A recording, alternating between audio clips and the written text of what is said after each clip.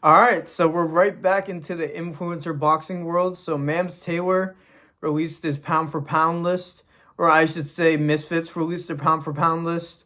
They have like a council that did it, and Mams released his own. And in one of Mams' pound for pound lists, he put Elle Brooke and Julie tied when my wife Julie Polka beat up Elle Brooke. But so yeah, we're gonna be just focusing on the Misfits pound for pound. Okay, so Misfits pound for pound list goes like this. Number 1, KSI. Number 2, a Nissan Gibb. Number 3, Dean the Great. Number 4, Anthony Taylor. And number 5, Slim. Now, this is interesting for a bunch of different reasons. Of course, having KSI on an influencer list when he no longer fights influencers. Gibb above Slim when they haven't fought. Gibb above Dean the Great. So yeah, there is definitely some things that I don't agree with in this list. For one, I understand them glazing KSI because it's his company and technically he is the best fighter on Misfits. I just don't think he fights influencers anymore. It's not worth it. Having Gibb above Dean the Great doesn't really make sense to me. Dean is probably in the best division in Misfits and is probably the most pro-ready out of everybody. The only reason why I would say KSI really is a more skilled boxer than Dean is just because he is on the pound for pound more than Dean, because Dean is more skilled of a boxer than KSI. But KSI has fought in more weight classes, and I think that means something for pound. But I'm still not going to include KSI on my list because I don't think he fights influencers anymore. I also don't really agree with them putting Anthony Taylor over Slim, even though Anthony Taylor's been on a really good run. But if you look at his overall record, it doesn't really make sense. Okay, so now that I put my criticisms on their top 5 pound for pound, I'm going to be giving my own with my own reasons, as somebody that's been watching Misfits since the very first event. And like I said, KSI is not going to be on my list because he no longer fights influencers. I don't want KSI fans flooding my comments if they do. I actually, the engagement must be nice, so honestly, if you want to bitch about it, go ahead. I'll take the comments, honestly. I forgot my small YouTube channel. I'll take all the hate that you give me if you comment. But for my number 1, I'm going to be putting Dean the Great. Now, when I say he's the most skilled influencer boxer in general, he is, in my opinion. I think he's more skilled than Jake. I think he's more skilled than KSI. And he is 6-0 with 3 knockouts. Currently fights influencers, so that's why he's on the list. Obviously, his most impressive wins were both fights over Waleed. In the first fight, probably one of the best Misfits knockouts.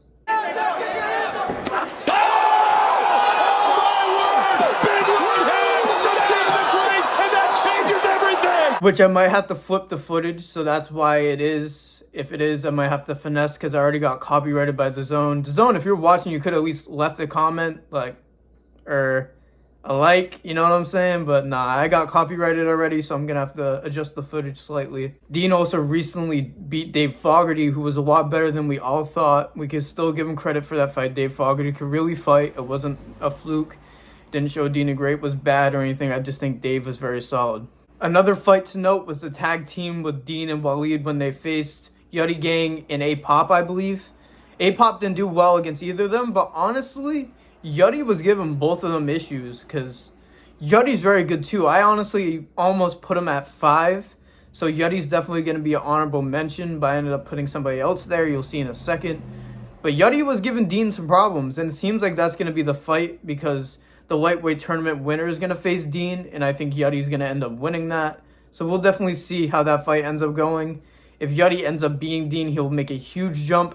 Yuddy's one of the more skilled fighters on Misfits too, which is also why I almost put it at 5, but didn't end up doing it. And Dean also knocked out Evil Hero, but Evil Hero, you know. 3, 4, 5, 6, 7. Coach at the corner is trying to say that Fox that you hit him in the back of the head. But he clearly didn't. He just kind of pushed him back down. He's not going to get up. And that is a major letdown. That's what we call quitting in the ring. Not really the best influencer boxer. Now, number 2, I got Slim Albaher. Now, he could debatably be 1 because he's 7-0, 5 knockouts, more knockouts than Dean, 1 more win. But in my opinion, Dean is just more skilled than Slim, so that's just a call on my eye test. on Dean being a bit more skilled than Slim is, but Slim still definitely deserves number 2. I have no idea why they put Gib on there without him facing Slim first.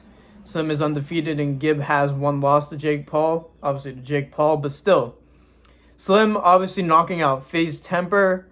Obviously knocking out NNA Productions.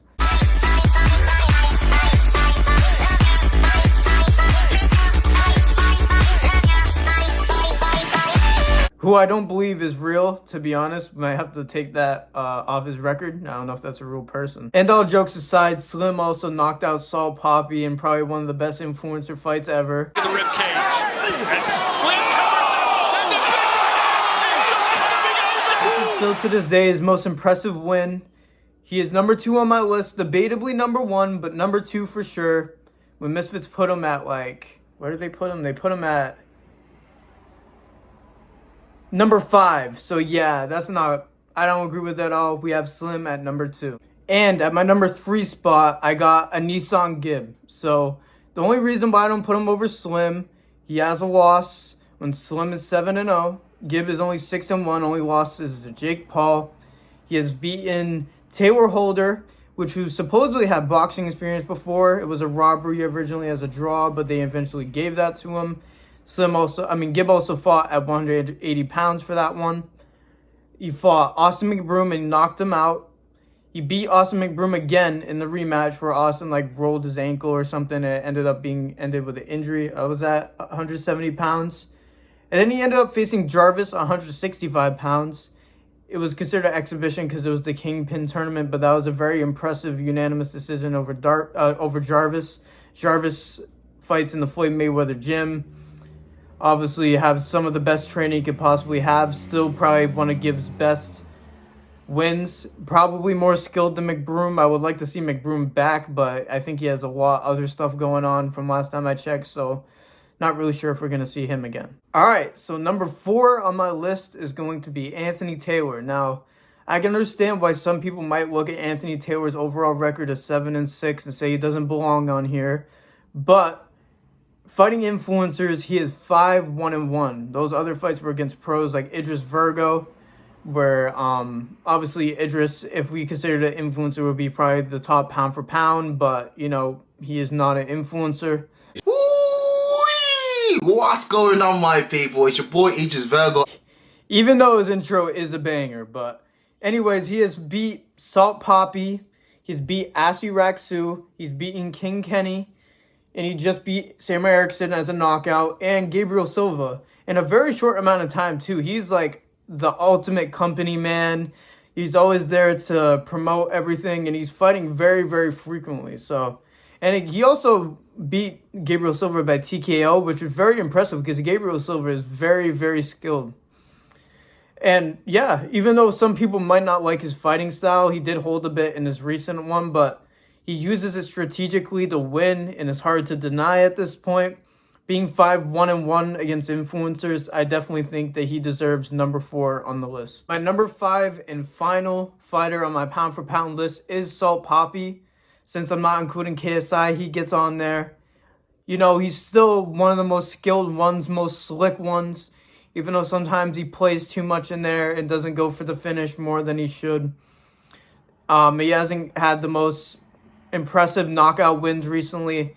His Wood Savage fight recently at 170 pounds probably should have never happened. That guy basically quit in there. I knew that event was going to be a waste from the beginning. But before that, he beat Amadeus Ferrari. He was extremely aggressive in the fight, swinging hammers. Did connect against Salt Poppy a couple times, but Salt Poppy ended up piecing up and making him quit in the corner due to fatigue. Now, Salt Poppy's 2 losses were back-to-back to Anthony Taylor and Slim, but they are both on the pound for pound, so I think him at 5 still makes sense. He's still one of the more skilled, slick boxers in Misfits. He fought from 180 pounds to 160, which I should believe that it should be a factor for pound, that he fights in multiple weight classes. I think he's still trying to find his true weight, and I hope he does because I love Salt Poppy. He's probably one of my favorite fighters to watch. He's so slick. He's arrogant, you could say, in the ring, but I say that's just showmanship. He's humble outside the ring every time you hear him. The Wood Savage should have never happened. The Wood Savage fight should have never happened, but it is what it is. He's coming off 2 wins in a row. And it looks like he might be fighting King Kenny on the Qatar card, same card as Slim and Gibb. So I think that would be a banger. The winner of that fight could end up being number 5 pound for pound on my list. So we'll see how that fight goes. I think it's a very even fight, even though I do think them building each other up a little bit more before the fight would be ideal. But if it's going to be a super card in Qatar, they're definitely going to do it for the right amount of money.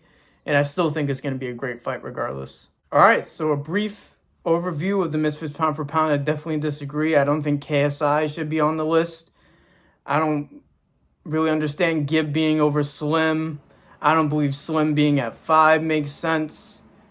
So yeah, let me know if you guys think any differently. Let me know if you disagree. Let me know what your list is in the comments. Let me know if I'm stupid for not having KSI on the list. Let me know who you think may end up being on the list in like 6 months' time. Thank you all for listening like always. Give me criticism in the comments. Later.